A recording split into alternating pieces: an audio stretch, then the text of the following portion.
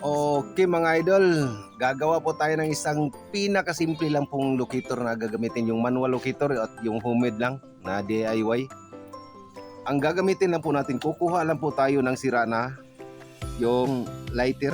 Ito, sira na po itong lighter, yung di kuryente na lighter bitaw. Ito yung pong kukunin natin. Kukuha lang po tayo ng isang bronze rod. Yung haba lang po dito sa bronze rod po natin, may haba lang po ito na 37 cm. Then kukuha tayo ng isang pirasong carbon rod mula sa AA na battery. At syempre hindi po natin kakalimutan po yung bala natin, yung putol na hikaw. Ayan. At saka may magnetic wire po tayong gagamitin. Hindi po natin mawawala po yung magnetic wire, kasi po yung magnetic wire, yun po ang katimbang po sa gagawin po natin, ilagay po natin na carbon rod.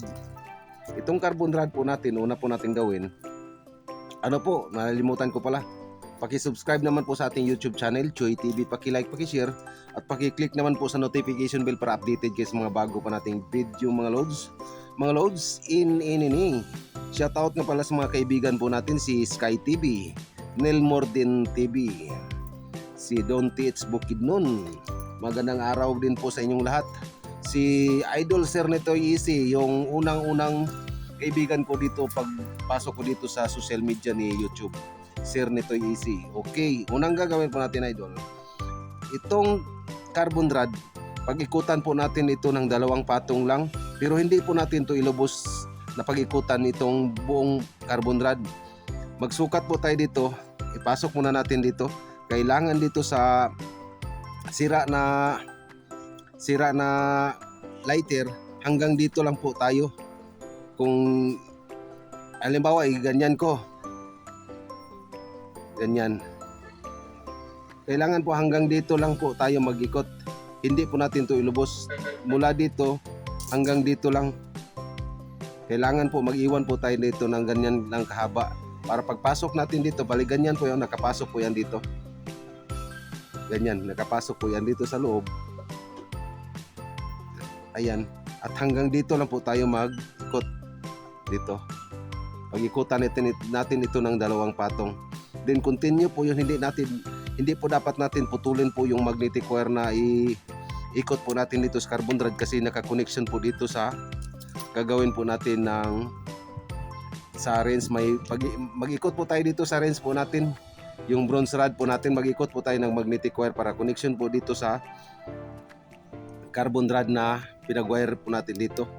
At mula dito, at maglagay po tayo dito sa ilalim ng bala dito, dito po ito makalagay, mga idolo. Ipasok na lang natin para makikita po ninyo. Dito natin to ilagay. Ulit po, kumuha lang kayo ng mga sira na lighter. Dito natin yan ipasok. May butas na po yan na magkasyang-kasya lang po yung bronze rod po natin. Kailangan po kasya lang po siya dito. Ayan, tingnan nyo. Ayan. Diyan po makalagay po yung bronze rod po natin, at itong parang bala po natin dito sa loob po makalagay. Okay. Ipasok muna natin to. At ito, mga idol, hindi na po natin, pag hindi po natin yung bronze rod po natin, hindi na po ito makukuha yung pambala natin, kasi masikip po yung butas dito sa ilalim ng sira na lighter. Ayan, nakikita po ninyo. Ayan, dito to makapasok. Bitawan na natin. Ayan, nandyan na po sa loob po yung parang bala po natin. Hindi po parang bala, yun po ang pangbala po natin na gold, yung putol na hikaw. Then pagkatapos dito sa bronze rod po natin, pag-ikutan natin ito, at mag-iwan po tayo dito ng 2 na kailangan po mag-iwan po tayo dito, tulad ng sinabi ko kanina, mula dito yung pinakapasok po dito, hanggang dito lang po tayo mag-ikot papunta dito ng 68 na ikot, pero 2 patong po ito na pag-ikutan po natin dito.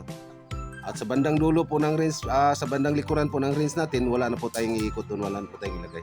Okay, mga idol, simulan natin itong pag-ikutan.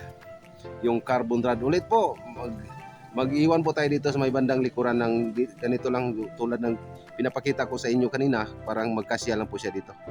Okay, ito pananda madaling gagawin lang po ito. Susundan lang po ninyo yung gagawin po natin at pakiano lang po, wag niyong i-miss po yung video para makukuha po ninyo yung saktong proseso.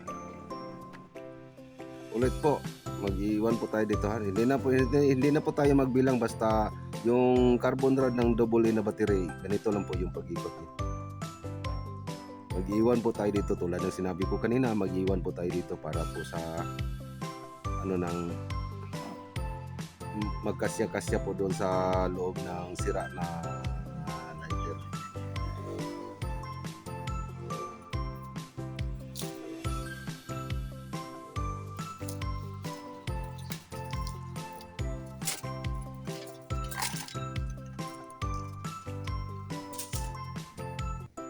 Ito mga idol, pangalawang patong na po ito.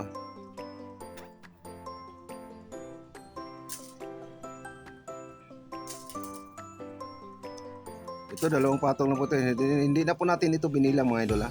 Basta gawin nyo lang ito, mag-iwan lang po kayo dito.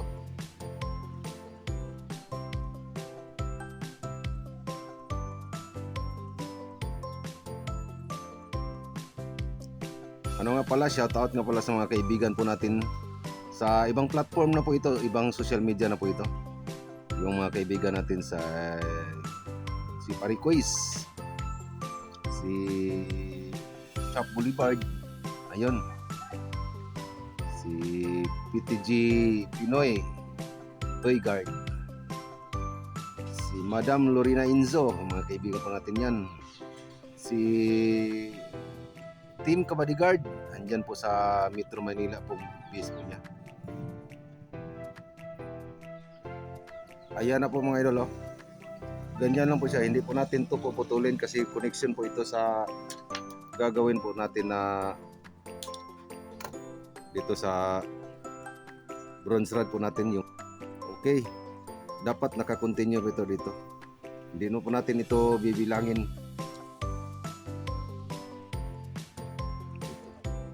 Tulad na sinabi ko kanina, mag-iwan po tayo dito at dito po ito maka-connection.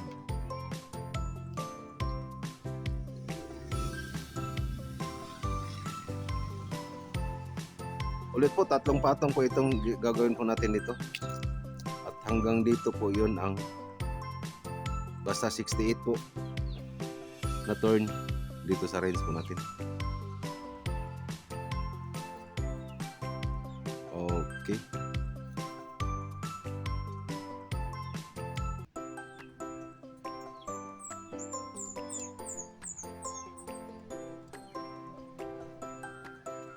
Ito na po mga idol. Muntik na malapit na po ito matapos.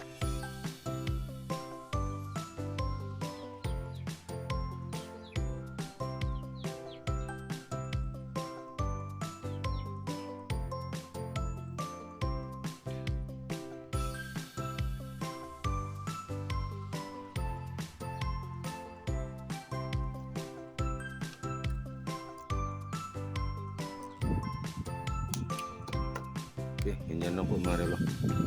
Ayan. At dito, ipasok na natin to. Dito ito makalagay. Ulit po, nandito na po sa loob po yung parang bala po natin yan. Nakikita na po.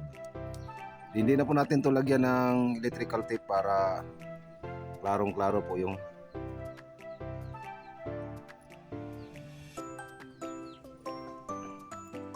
yan po.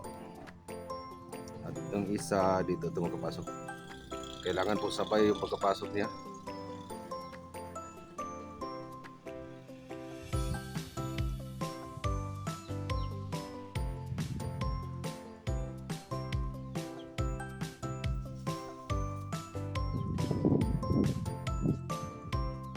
Kailangan po sabay po yung pagkapasok.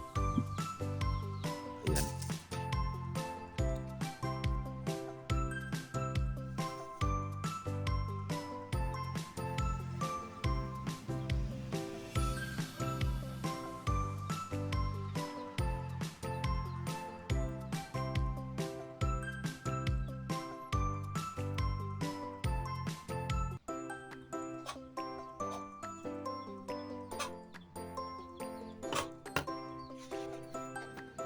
Ganyan. Ayan. Yun lang po. Pinakamadali. Importante may carbon rod po tayo. Yung supply po dito sa rinse pan natin. Pero yung bala po natin, ayan, kailangan po nakadikit. Pag hindi dumikit po yung bala natin, nakita po ninyo, kailangan po nakatanday po yung bala natin sa rinse sa bronze rod po natin. Ayan. Ayan. Pag hindi po yan nakadikit, hindi po nakatanday, halimbawa nakaganyan na po siya. Oh. Tingnan nyo. Ayan, ganyan. Ialog nyo lang yung gamit po natin. Ialog, parang ganyan. Ayan. Ano na po yan, makakabit na po yan, makatanday na po dyan sa ilalim. Ganyan lang po. At dito sa bandang likuran po natin, wala na po tayong ilagay na load po dito. Ang ilagay lang po natin dito sa may bandang likuran yung PVC pipe.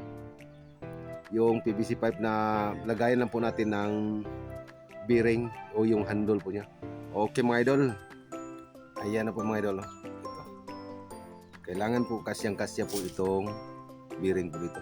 Hindi na ko lang po pinapakita po sa inyo po kung paano po ginawa tong PVC pipe na magkasya po dito sa bearing po natin kasi napakadali lang po ito. Ulit-ulit ko na pong pinapakita ko sa inyo kung paano ito. Unang-una ipasok natin dito, binutasan ko na lang. Ayan, kailangan po magkatagos po sa kabila. Ayan, ganyan po siya. Wala po tayong linagay. Then pagkatapos ilagay nyo lang po yung parang handle po natin. At kailangan hindi po ano po yung bearing. Adjust nyo lang konti. Parang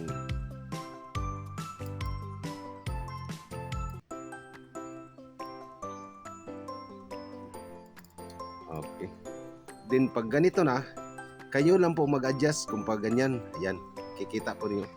Napakaganda po yung function niya. Kasi po may linagay po tayong bala po dito. Ayan.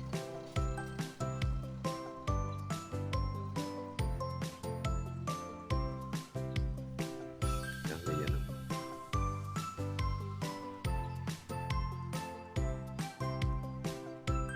Kailangan po yung pantay yung pag hindi po kayo komportable sa kilos po niya, pwede nyo ganyan, maluwag lang po yung ano po natin. Magluwag lang po, ayan, ganyan. Kailangan po nakaganyan po yan. Yung pambala po natin, ayan, nakakabit po sa ilalim. Ayan. Tingnan nyo. Nakatanday po siya doon. Ganyan na po.